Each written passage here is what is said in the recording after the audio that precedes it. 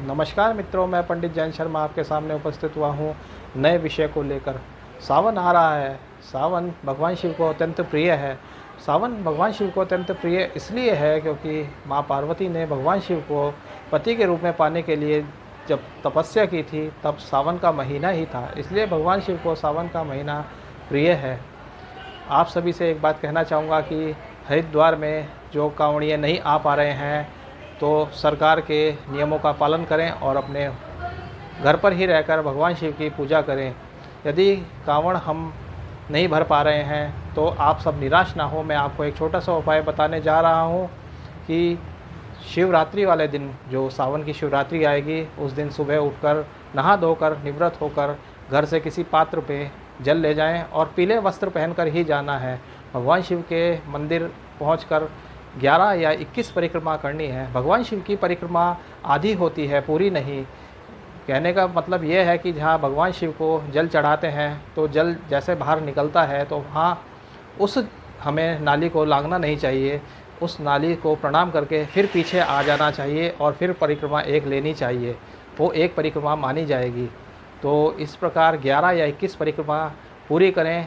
हर हर महादेव या बम बम भोले कहते हुए मन ही मन परिक्रमा करें और भगवान शिव को शिवलिंग पर जल अर्पित करें और भगवान शिव से कहें कि हे प्रभु, मेरी कांवड़ स्वीकार करें, मेरा जल स्वीकार करें।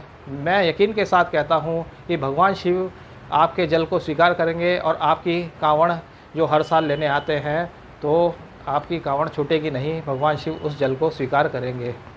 एक बात और कहना चाहूँगा, जो कांवड़ नहीं चढ़ाते उन सभी से मेरी प्रार्थना है कि किसी विद्वान ब्राह्मण के द्वारा रुद्राभिषेक कराएं।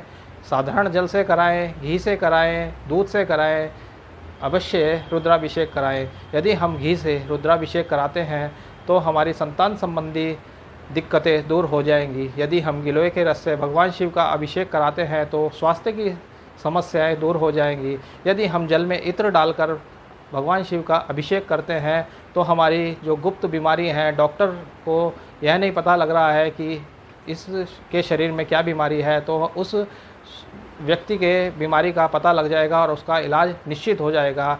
तो जल में इत्र डालकर अभिषेक अवश्य करें। और जो अभिषेक नहीं करवा सकते तो नित्य प्रातः मंदिर में जाकर भगवान शिव को 1 लोटा जल अर्पित करें, काले तिल मिलाकर। एक बात और कहना चाहूँगा, जो व्यक्ति तांबे के पात्र में भगवान शिव को दूध अर्पित करते हैं वो कदापि ना करें, वह दूध विष बन जाएगा। यदि हम चांदी के बर्तन में या स्टील के बर्तन में दूध अर्पित करते हैं तो वह अति उत्तम है। तांबे के बर्तन से तो भगवान शिव को केवल जल ही अर्पित करें। और यदि भगवान शिव को हम शहद चढ़ाते हैं तो हमारे जो जीवन में कटुता है वह समाप्त हो जाती है और प्रेम बढ़ने लगता है। और भगवान शिव की पूजा हम इस प्रकार करेंगे तो हमारे सारे दुख दूर होंगे और भगवान शिव हमारी मनोकामना पूरी करेंगे। सावन की आपको हार्दिक शुभकामनाएं। आप सभी को नमस्कार।